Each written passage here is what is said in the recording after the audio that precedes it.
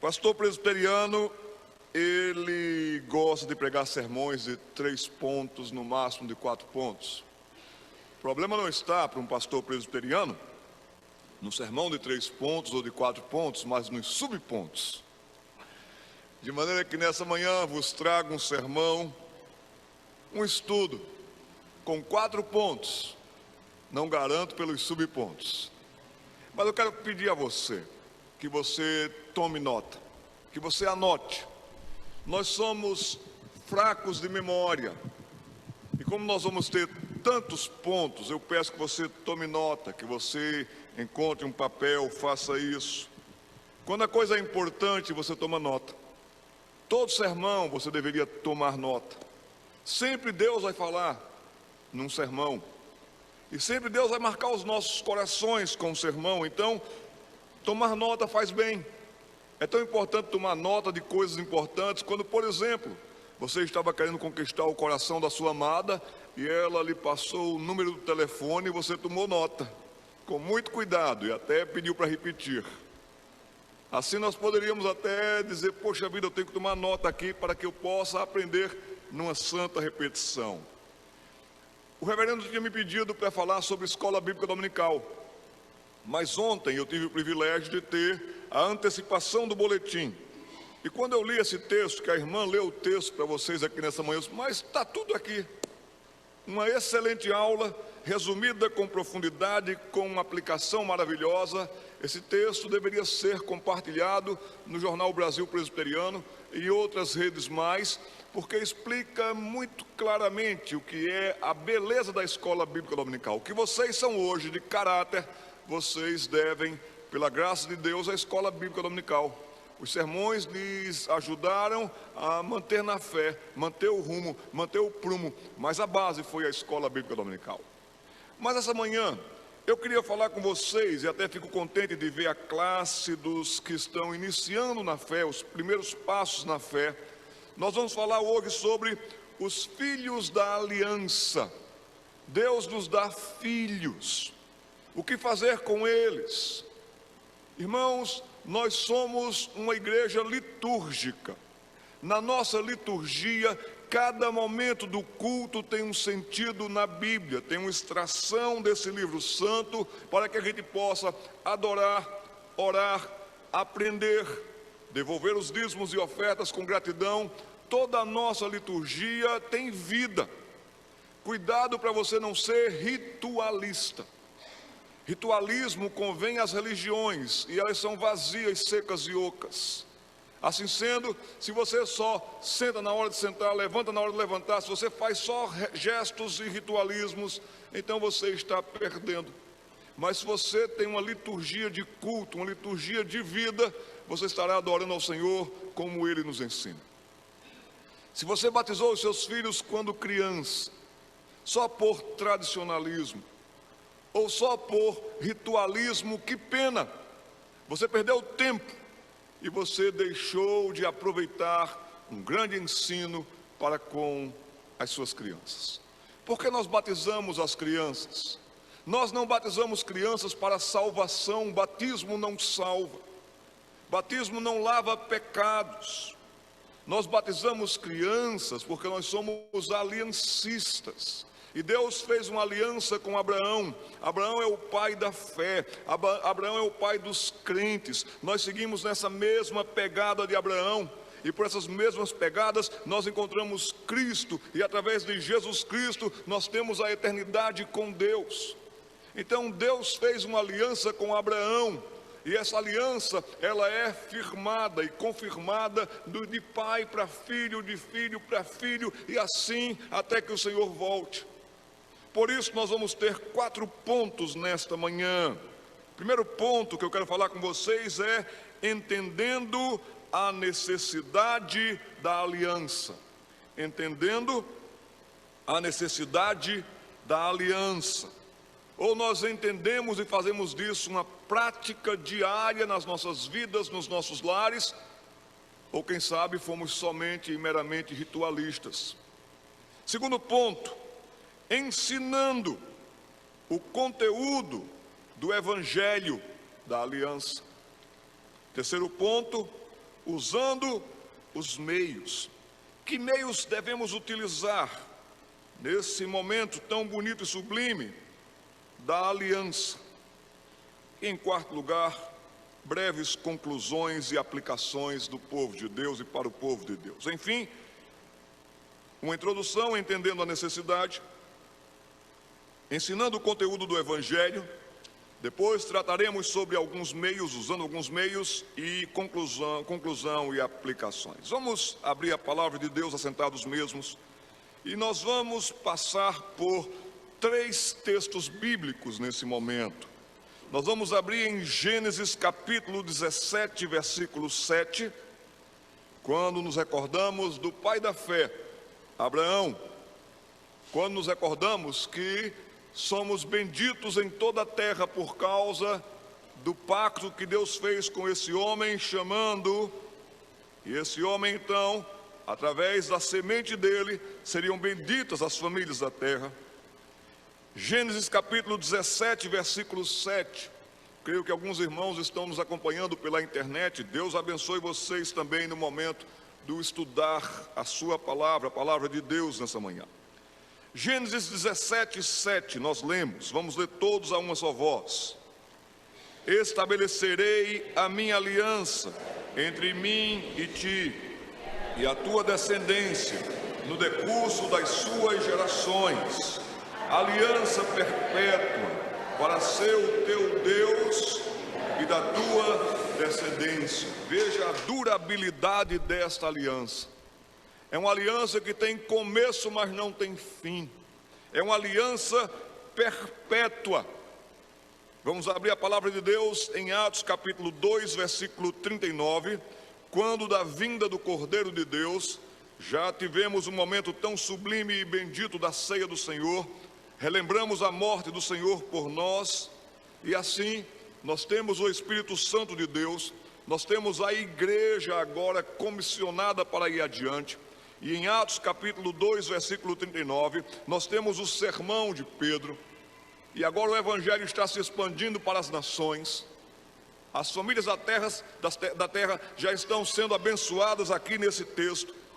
Mas o Senhor Deus, que é um Deus de pactos, que é um Deus da promessa, que é o Deus da aliança, nós lemos na palavra dele, aqui em Atos 2, 39, leiamos todos. Pois para vós outros é a promessa, para vossos filhos, para todos os que ainda estão longe, isto é, para quantos o Senhor nosso Deus chamar. E o nosso Deus misericordiosamente chamou de entre brasileiros douradenses para a sua glória. Deus salvou famílias na cidade de Dourados, no Mato Grosso do Sul. E é por isso que Ele nos deu filhos. E nós trazemos os nossos filhos porque cremos nas promessas do Senhor, porque as promessas são para eles também, para os vossos filhos. E para quantos o nosso Deus graciosamente chamar nessa cidade, eles deverão então trazer os seus filhos em aliança ao Senhor. Finalmente, vamos ler a primeira carta de Paulo aos Coríntios, capítulo 7. Versículo 14. Diria para os irmãos que batismo não salva, mas batismo marca. Igreja não salva, mas igreja ensina e preserva. E orienta e abastece o povo de Deus, para esse povo de Deus crescer na graça e no conhecimento de Jesus Cristo. Assim sendo, até mesmo você, só você mulher crente na sua casa, o seu marido não. Como estão os seus filhos? Ou só você, homem, traz as crianças para a igreja e a sua mulher não quer saber do Evangelho? Como estão e são os seus filhos? Leiamos todos 1 Coríntios capítulo 7, versículo 14.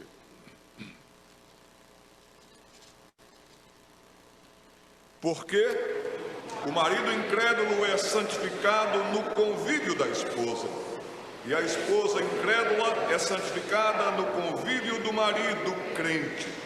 De outra sorte, os vossos filhos seriam impuros, mas agora são santos. Senhor Deus, Muito obrigado pelos nossos filhos e filhas.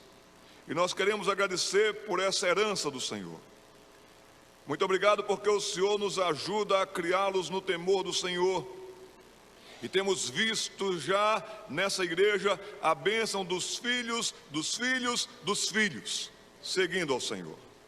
Senhor, preserve essa igreja, que ela seja coluna da verdade nessa cidade e região. E que pessoas encontrem o evangelho da graça, que salva, que sara, que regenera, que recupera, que mantém de pé e mantém na fé, a partir do ensino desses meus queridos irmãos aqui de Dourados. Fique conosco e que nós possamos não só estudar, entender, aprender, praticar e amar a bênção da aliança. Pois é no nome de Jesus que nós agradecemos. Amém. Por que filhos da aliança? Por que usamos esse termo? Porque de vez em quando somos relembrados disso. E o pastor faz questão de enfatizar sobre os filhos da aliança. Quem são os filhos da aliança? Por esse termo, referimos-nos àqueles nascidos com pelo menos um dos pais crentes, batizados, e que são criados dentro de uma comunidade de crentes, ou seja, a igreja de Jesus Cristo. E esses meninos e meninas que estão sob as bênçãos, riquezas e privilégios hereditários, tais como as orações. Que bênção ter nascido e já está no ambiente da igreja. Menino e menina que me escuta, moço e rapaz que me escuta nesta manhã, vocês contaram com as orações dessa gente, e essa gente orou por vocês, desde bebê. Vocês são alvos das orações desse povo. E como Deus ouviu essas orações, vocês não estão perdidos, vocês não estão desgraçados, vocês não estão iludidos, porque Deus atendeu o clamor dessa gente por vocês.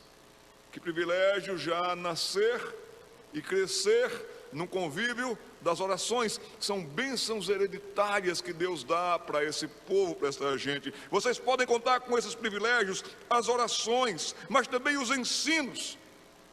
Que bonito que um garoto vem aqui à frente e recita tantos versículos bíblicos. E ele aprende em casa, abastece aqui, e ele edifica também com essa sua juventude tão bonita, tão nova ainda, o povo de Deus. Mas eles estão sendo ensinados. Vocês também têm um privilégio da pregação. Vocês têm todos os convites, bem como também todos os alertas da palavra de Deus.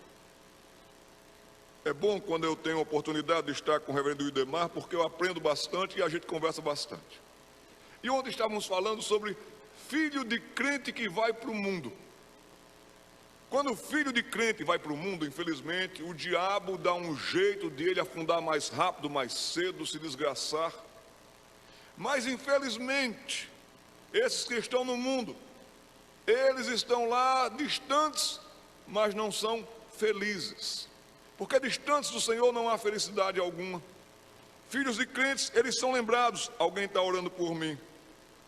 Poxa vida, eu ouvi uma pregação que falava exatamente para eu não estar aqui.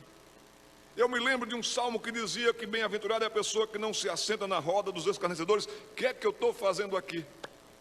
Olha quantas bênçãos, privilégios, até mesmo desses que estão distantes. A graça de Deus é maravilhosa e sempre haverá de tratar com esses. Eu oro por eles. Mas vamos para o nosso primeiro ponto, entendendo a necessidade da aliança. Nós cometemos dois erros com relação à aliança. O primeiro erro que nós cometemos é superestimar a aliança. O que é que eu quero dizer com um superestimar a aliança? Aqueles pais que dizem, está batizado, está pronto.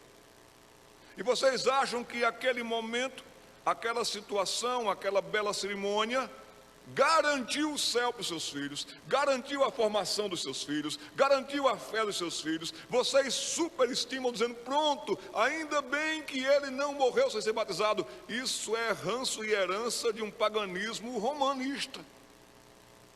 Não superestimem dizendo, já cumpri a minha parte. Mas também o segundo erro que nós cometemos com relação à aliança é, de fato, o de subestimar a aliança. Ah, depois eu faço. Ah, depois eu compro isso. Quando tiver tempo, mulher, a gente pensa em batizar esse menino. Meus irmãos, tenham este ato, tenham este gesto em altíssima conta. Preparem-se para esse momento. Venham com os seus filhos à presença de Deus, na presença da igreja, sabendo que vocês estão firmando uma aliança. Uma aliança é algo tão bonito, tão sublime, que até mesmo no casamento nós trocamos alianças. E há uma marca. Eu estou comprometido com alguém, eu devo cumprir a minha parte com a pessoa com quem eu fiz aliança. Então Deus é fiel e tem cumprido a parte dele para com os nossos filhos. Ele nos tem abençoado com meios de graça, tudo é graça. A educação no colégio presbiteriano Erasmo Braga é graça de Deus que levantou essa instituição nessa cidade. Um hospital, uma missão, uma igreja, como Deus foi bondoso para conosco, com vocês nessa região, tudo é graça. Levantar pela manhã, poder cantar louvores ao Senhor, é graça. Tudo vem do Pai das luzes. Então não superestime dizendo, batizou, está salvo. Mas também não subestime dizendo, quando der tempo eu faço. Tenham em alta consideração esse momento em que vocês virão à presença de Deus e dizendo, Deus, o Senhor é tão bondoso e o Senhor tem cumprido a sua palavra, me dê graça para eu cumprir a minha. Me dê graça para eu cumprir a minha parte na aliança. A aliança, ela deve ser devidamente avaliada. Ser filho de crente não salva. A pessoa que me conduziu a Jesus Cristo dizia algo impressionante. Filho de crente muitas vezes cretino é. Ser filho de crente não salva. Você nasceu numa família evangélica, você viu os privilégios que você teve, mas você não está garantido no céu. Importa que cada um nasça de novo, se quiser ver o reino de Deus. Eu nasci num hospital e nem por causa disso sou médico. Teve gente que nasceu dentro de um táxi e nem por isso virou taxista. Não é pelo local de nascimento, mas é pelo novo nascimento que nos tornamos filhos de Deus. Então, a criança batizada, ela precisa nascer de novo. Nós devemos avaliar bem isso. A criança batizada precisa nascer de novo. A criança batizada precisa ser conduzida a Jesus Cristo. O batismo infantil demanda uma nova obediência a Deus proveniente do coração. E se desde cedo nós vamos ensinando a criança no caminho em que ela deva andar, ela aprendendo esse santo caminho, mesmo quando for velha, os tais ensinamentos, os santos ensinamentos, jamais desviará do coração dessa criança.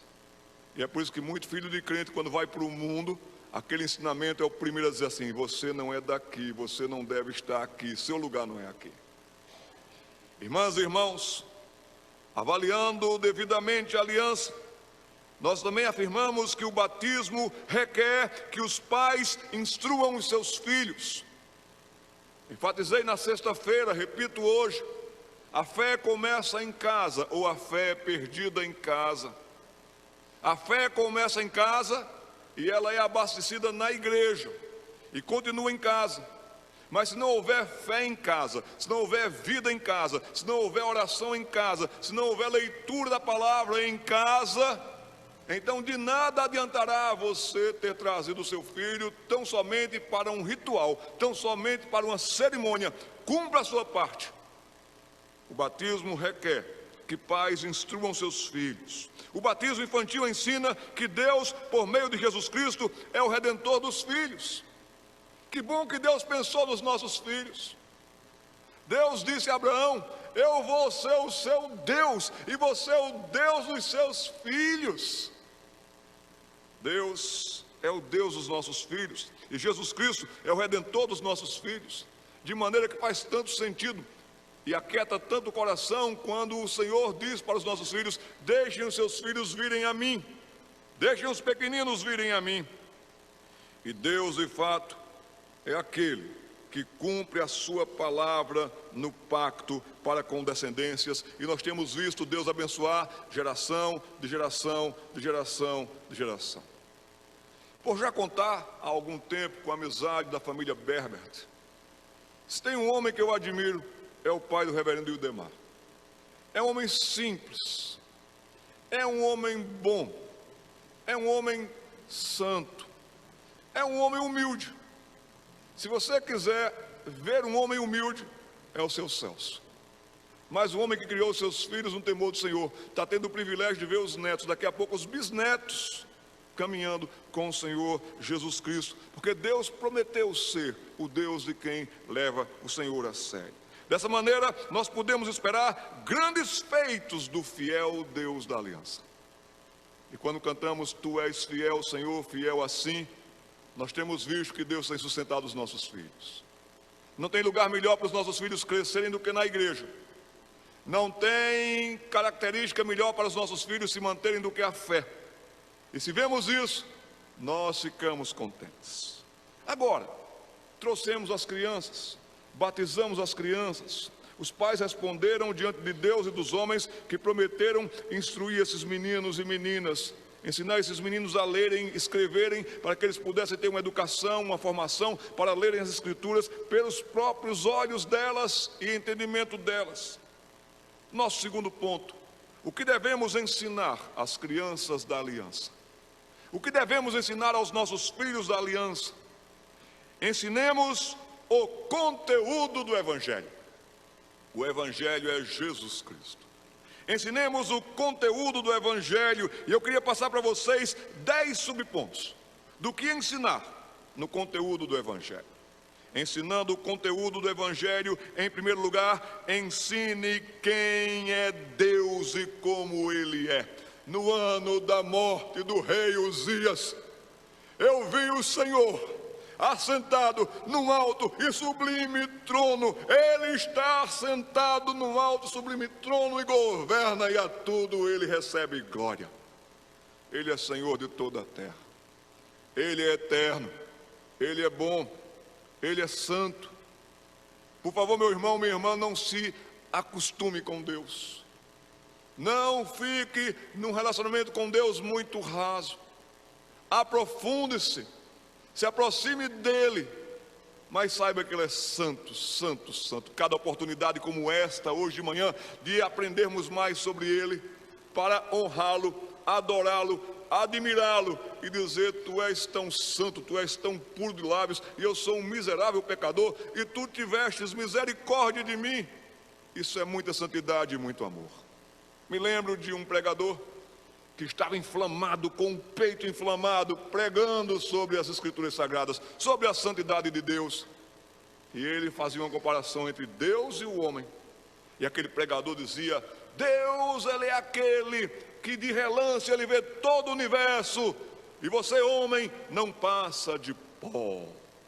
Deus é aquele que reúne toda a água do mar na palma da sua mão, e é como se fosse um pingo, e você, homem, não passa de pó. E ele enaltecia o nosso grande Deus e mostrava para nós quem somos. Não passa de pó, não passa de pó. Aquela mensagem quebrantou tanto o coração do diácono Feitosa, que o pastor disse: agora vamos orar com o diácono Feitosa.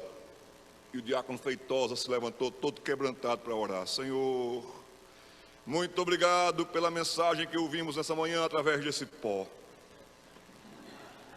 Senhor, traga paz para o coral. Está tendo uma agitação de poeirada lá, Senhor. Senhor, abençoe a esposa do pastor que está esperando um pozinho. E agora, quando vamos para casa, abençoe essa poeirada toda. Nós não passamos de pó, mas aquele que está sentado no alto sublime trono teve misericórdia de nós, olhou para nós e disse: você é meu, você é minha ovelha, e eu lhe chamo pelo meu nome. Eu já falei para vocês que eu treino a minha primeira palavra no céu. De vez em quando eu dou uma treinada, chego lá na hora do espelho, treino. Quando eu chegar no céu, minha primeira palavra vai ser: uau! E eu quero olhar para o lado, eu quero ver minhas filhas comigo, minha esposa comigo. Esse é o nosso grande Deus. Então ensinem quem é Deus, como Ele é. E Ele é santo, santo, santo. Segundo lugar, ensinando o conteúdo do Evangelho, ensine a seriedade do pecado. Não existe esse negócio de pecadinho, mentirinha de nada. Foi pecado. E cada situação em casa, cada ambiente em casa, você ou pode afastar a sua criança de Deus, ou você pode aproximar a sua criança para Deus e de Deus também. Ou você pode construir uma base de fé nos seus filhos, por graça, ou você pode fazer uma desgraça em casa. Por exemplo, Deus castiga, Deus viu, Deus vai pegar você e vai moer você, menino. Se você faz isso, você está criando na ideia do seu filho um Deus cruel e tirano. Esse não é o nosso Deus das Escrituras. O que você pode fazer em casa é que quando você vir pecado, quando você perceber pecado, através da rebelião do coração infantil, através de atitudes e circunstâncias que foram pecado no coração do seu filho, traga o seu filho para o lado e diga: filho, isso que você fez é pecado, papai também é pecador, mas nós temos um Deus gracioso, que aonde abundou o pecado, superabundou a graça de Deus. O sangue de Jesus Cristo nos purifica de todo pecado, de toda essa situação que nós fizemos. É tão triste o pecado que Jesus Cristo derramou seu precioso sangue por nós. Vamos agradecer a Deus porque Ele nos perdoa os pecados. Vamos pedir graça a Ele para não incorrermos de novo nesse pecado, para que Ele nos ajude a resistir, a crescer, a vencer. Que grande oportunidade nós temos de ensinar sobre a seriedade do pecado. Isso faz parte do Evangelho. Em terceiro lugar, ensinando o conteúdo do Evangelho, ensine o que a Bíblia diz a respeito do pecado não abandonado. Não brinquem com o pecado. A palavra de Deus nos diz que o teu pecado te há de achar. A palavra de Deus nos diz que aquilo que o homem plantar, ele vai colher. Então, abra a palavra de Deus com seus filhos e ensine o que a Bíblia diz a respeito do pecado não abandonado. Quais são as consequências, quais são os perigos. E assim, pelo consolo e pelo ensino das Escrituras Sagradas, esses meninos e meninas vão crescendo e aprofundando um conhecimento sobre a seriedade do pecado e a seriedade do problema de não abandonarmos esse pecado, levando os nossos pecados à cruz do Calvário, a Jesus Cristo. Em quarto lugar, ensinem os seus filhos a necessidade de nascer de novo. Em quinto lugar, ensinem essas crianças sobre a lei moral e suas aplicações. Porque Deus nos deu a sua santa lei. Para que fazemos isso? Porque obedecemos. Porque não mentimos, porque não roubamos, porque não adulteramos. É porque Deus é santo e o que Ele prescreveu para nós, numa qualidade e excelência de vida, nos fará bem. Será a palavra de Deus no coração do seu filho e não um moralismo que você ensinou para o seu filho, que o protegerá na hora das tentações, na hora das provocações, na hora de todas as tensões. Então, ensine a lei moral de Deus e as suas aplicações. Meu filho, não há vantagem nenhuma em mentir, em dizer falso testemunho. Não temos vantagem nenhuma em adulterar. Não temos vantagem nenhuma em ter um outro Deus. Nós vamos então ensinando a lei moral de Deus e as suas aplicações nas mínimas coisas, em riquezas de detalhes. Em sexto lugar, ensine a expiação do sangue de Jesus Cristo. Que as crianças entendam logo cedo, compreendam logo cedo quem é Jesus, o Cordeiro de Deus que tira o pecado do mundo. Páscoa para crente não está muito diferente de Páscoa para incrédulo. Nós estamos muito mais preocupados em dar ovo de Páscoa para os nossos meninos do que cantarmos os hinos da nossa fé, do que lermos a história da Páscoa para os nossos meninos e meninas, orientarmos quem é o Cordeiro de Deus. Que Deus nos dê toda a autoridade em casa, toda a santa criatividade em casa, para aplicarmos santos ensinos sobre a expiação do Cordeiro. Conversava com as minhas filhas quando pequenas e contava a história da Páscoa para elas, sobre colocar o sangue do cordeirinho ali no umbral da porta. E eu disse: hoje nós vamos pensar, e se a gente estivesse lá?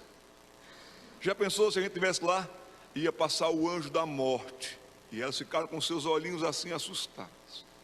Nós não temos nenhuma vantagem sobre a morte, nenhuma chance sobre a morte. Mas sabe, se a gente tivesse colocado o sangue do cordeirinho ali que foi derramado na porta de casa, o anjo da morte ele ia passar e ele dizia assim: eu não tenho autoridade sobre essas vidas, porque essa vida está sob o sangue do cordeiro. E a minha menina falou: pai, como é bom estar sob o sangue do cordeiro. Ah, como é bom estar sob o sangue do cordeiro. Porque, meus irmãos, ainda que a morte física nos atinja, jamais a morte espiritual poderá nos atingir, porque nós nascemos de novo, nascemos para Deus e estaremos para sempre com o Senhor. Fechar os olhos para esse mundo e abrir os olhos e vê-lo, o Cordeiro de Deus. Então, ensinemos de fato a expiação do sangue de Jesus Cristo. Em sétimo lugar, ensine sobre a necessidade de fé em Jesus Cristo. Ensine a necessidade de fé em Jesus Cristo. Ensine os seus filhos a confiarem em Jesus. Suas dores, suas lutas. Está chovendo, os trovões e os raios. Eles estão com medo. Que grande oportunidade de dizer assim: filho, filha, estamos com medo aqui. Mas o Senhor que fez o céu e a terra, os trovões e tudo que há, Ele prometeu estar conosco. Ele está aqui conosco. Ele nos garante. Então ensinemos nossos filhos a necessidade da fé em Jesus Cristo. Um professor estava visitando uma família crente e percebeu que o menino era crente. E aquele professor, um tanto irônico, gozador, não cria em nada, começou a provocar o menino. Começou a testar aquele menino de 6 anos de idade. E tudo para aquele menino era Jesus. Jesus. Mas aí ele disse assim: olha, quem é o homem mais forte dessa casa? E o menino respondeu assim: meu pai. E se chegar aqui um bandido, para quem você corre? Para o meu pai. E se chegar o diabo, para quem você corre? Para Jesus. Meus irmãos, minhas irmãs, quem vence o diabo, quem vence o mal, quem vence o medo é Jesus Cristo. Ensinemos os nossos filhos a terem a necessidade dessa fé em Jesus Cristo. Mas para isso, em 8º lugar, ensinem sobre Jesus Cristo.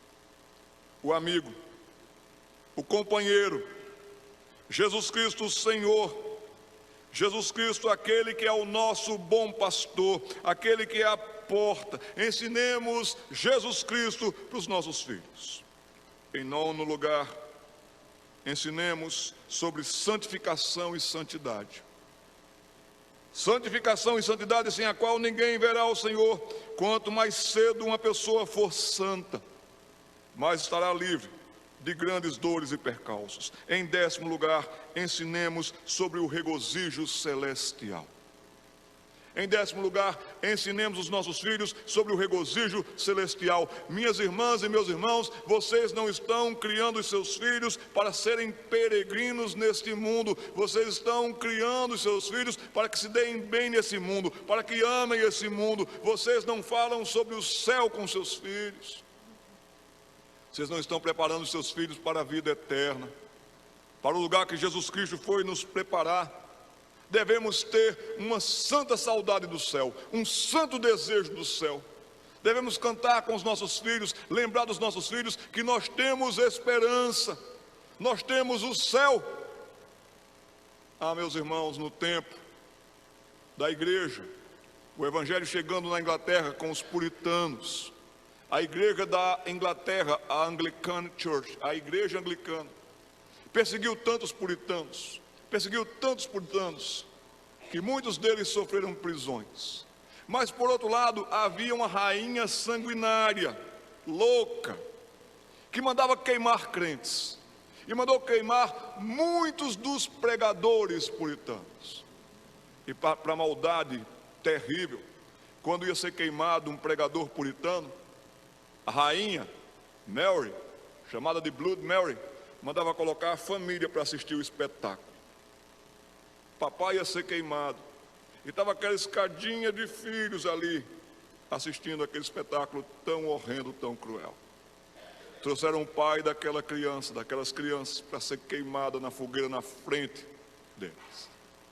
Todo mundo chorando, tantos outros rindo, ridicularizando, mas aquela família sofrendo tanto. O pai olha para a sua família e o pai está amarrado. O pai está sem direito de fala, sem nada. Mas ele olha para as suas crianças, ele faz assim. Só isso. E aquela família se tornou grande pregadora do Evangelho.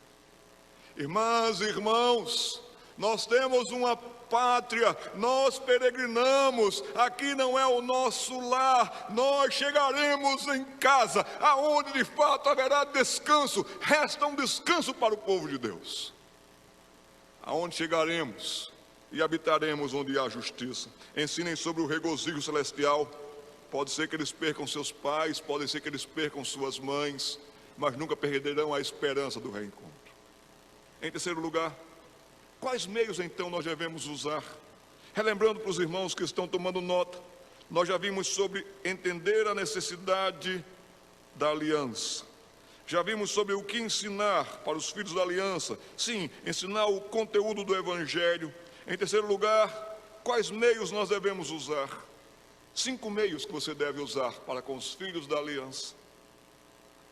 Use a oração.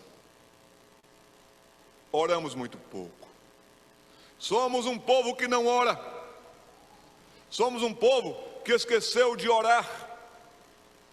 Nossos pais oravam muito mais por nós do que nós oramos por nossos filhos. O pregador Hernandes Dias Lopes disse uma coisa que me impressionou bastante. Nossos avós foram mais crentes do que os nossos pais. Nossos pais mais crentes do que a gente. E a gente mais crente do que os filhos da gente. Mas o que será dos nossos meninos, dos nossos netos, dos bisnetos? Oremos ao Senhor. Devemos vir à igreja, nos reunir para a oração. Devemos orar por nossos meninos e meninas. Devemos orar para que o Senhor os sustente na fé, porque as tentações são muitas, intensas. Devemos orar pela saúde espiritual deles, pelo caráter deles. Daqui a pouco vocês verão, e é assim, e é rápido, os meninos e meninas de vocês irão para a universidade. E é uma provação grande ali. Estima-se que de 50 filhos de crentes que vão para a universidade, apenas 2 terminam o curso com fé. 48 ou perdem a fé, ou se tornam cínicos, ou aceitam qualquer coisa, ou misturam tudo. Orem pelos nossos meninos e meninas. Lembremos-nos em oração daqueles que estão hoje atuando em outras regiões, em outras cidades, que Deus os mantenha na fé. Oremos sem cessar.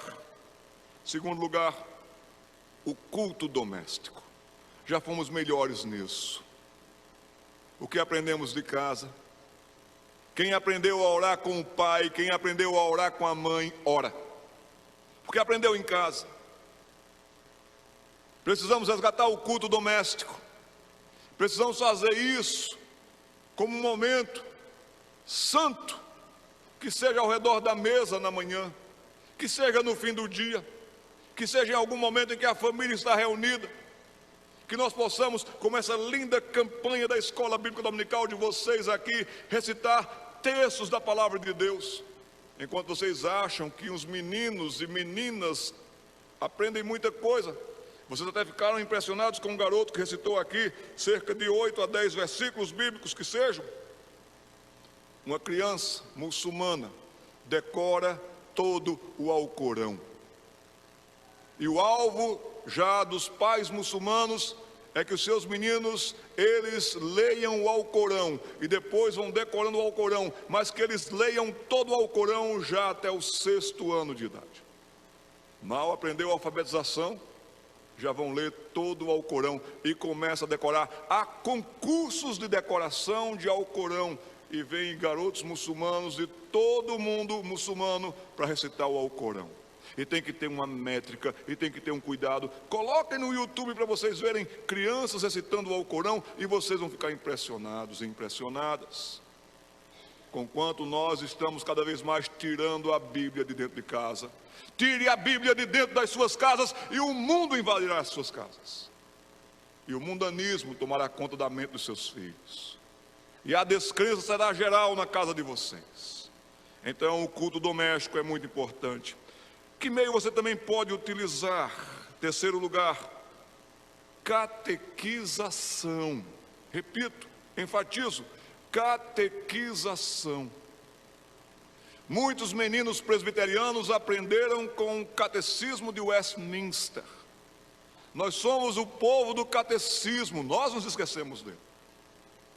Mas muitas crianças aprendiam em casa, primeira pergunta com resposta em um versículo bíblico, e depois iam decorando a sequência dos versículos bíblicos alusivos àquela pergunta. Segunda pergunta, terceira pergunta, e faz muito bem, porque aquilo aquieta a alma e cala fundo na alma. Catequizem os seus filhos, adquiram o breve catecismo, e logo cedo com eles, eu fico pensando num garoto como o Arthur, esse garotinho ruivo aqui, aprendendo do catecismo, quanto ele realmente crescerá e como fará bem para ele. Pai, mãe, não deixe passar essa semana sem você adquirir um catecismo de Westminster. Você pode até baixá-lo na internet. É muita coisa? É, no todo. Vá devagar, passo a passo. Quem sabe até para o culto doméstico você vai utilizando toda aquela fórmula de perguntas e respostas, o texto bíblico. E você vai ver que diferença vai fazer no caráter dos seus filhos. Em quarto lugar, que meio você deve usar, pai e mãe? Conversação santa.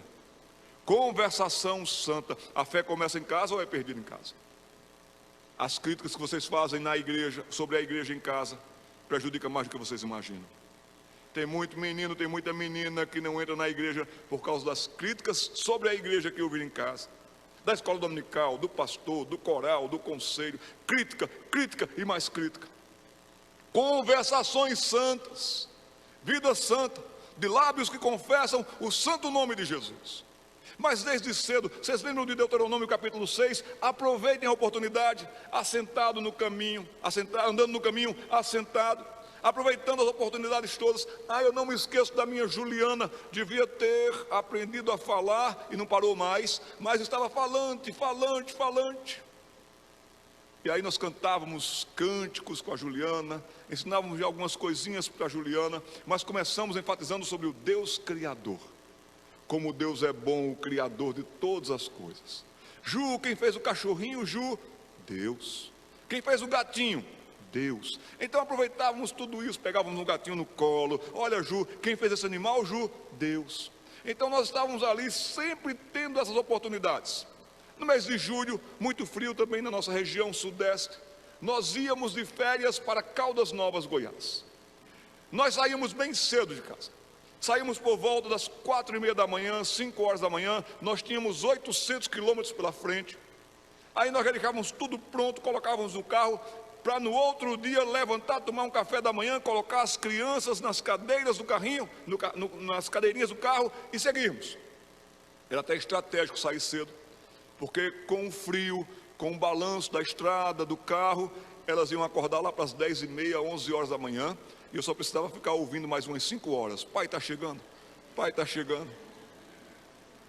Mas naquela manhã, eu dirigindo, a minha esposa ao lado dormindo, a minha filha Fernanda aqui desse lado dormindo, mas a Juliana acordada. E conversando aquelas conversas, menino, está acordada, Ju? Tô, pai. Ju, então vamos conversar, Ju. Ju, e o dia estava começando a clarear.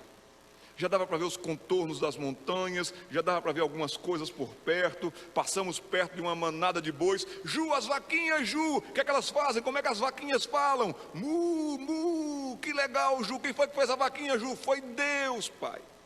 Quem fez aquela montanha grande, Ju? Foi Deus, pai. Como Deus é grande, hein? Fazer uma montanha daquela, Ju. Eu prestava atenção na estrada também.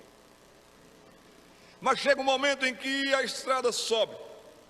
E quando chegamos à altura, nós temos agora um vale, e é bem no momento em que o sol brilha, mas com esplendor e glória fantásticos. Eu não tenho como descrever aquela manhã de tão bonita, mas vocês podem imaginar como foi bonita.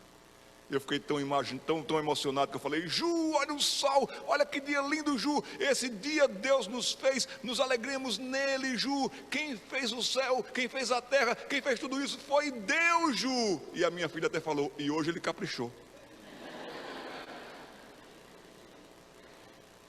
conversação santa, exemplos maravilhosos da criação, porque os céus proclamam a glória de Deus.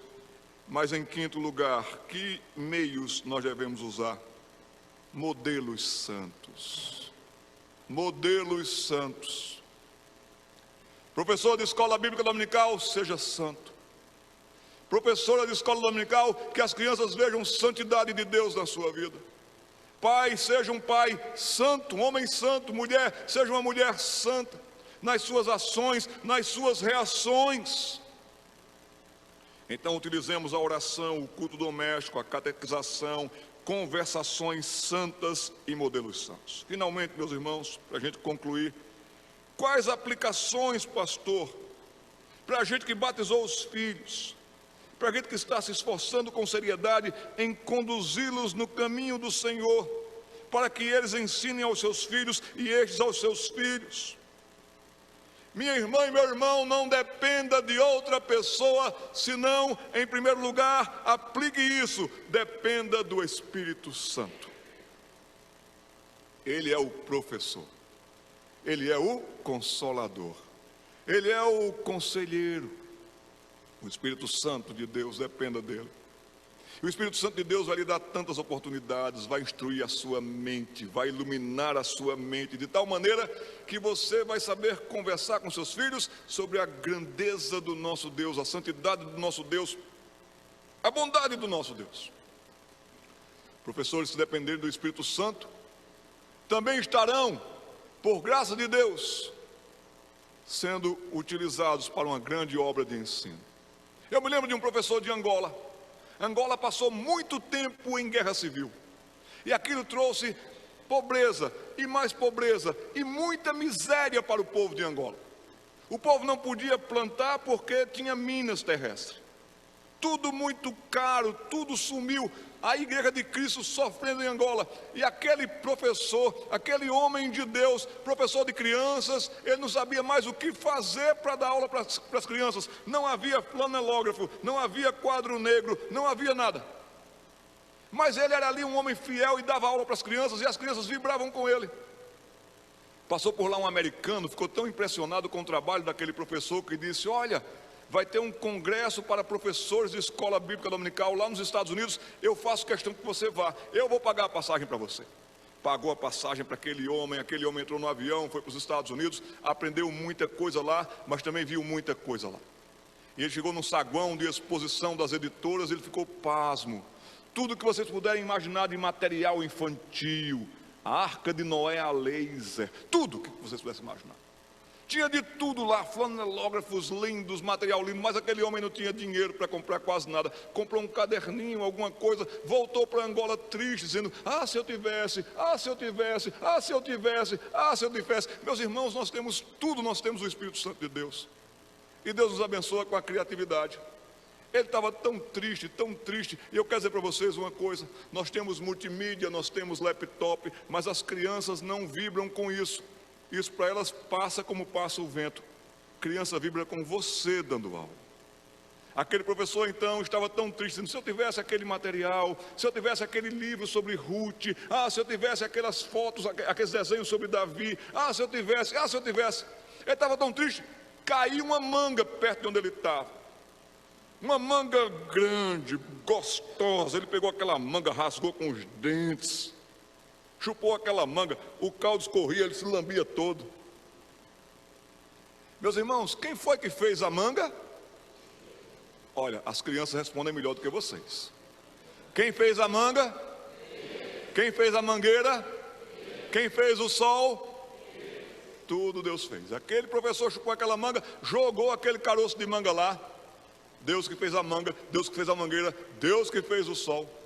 O sol então aqueceu a terra. Aquele caroço de manga foi ficando branco, branco, branco. Vocês estão imaginando tudo isso que eu estou falando? O professor ia começar uma aula sobre Deus chamando Abraão. Passou naquele outro dia lá, quando viu aquele caroço de manga, estava branquinho assim, ele pegou e disse: gente, está aqui Abraão. Estava cabelo todo espetado, a barbinha da manga. Tirou um topo de lápis, fez um olhinho, fez outro olhinho, fez um nariz, fez uma boca, estava aqui Abraão.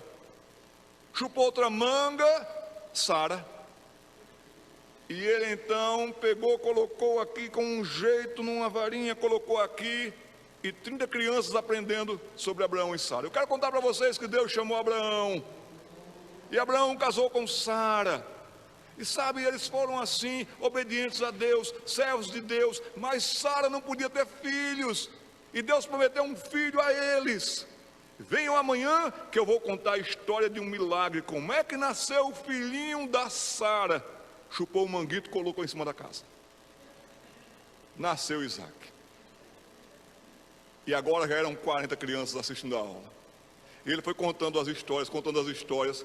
Para encurtar a história, aquele irmão de Angola me falou e eu fiquei emocionado. Pastor, eu contei as aulas bíblicas para eles chupando manga. E já eram 300 crianças ouvindo a história da palavra de Deus. Foi impressionante quando eu tive que contar a história de José e seus irmãos. Chupei manga o dia todo.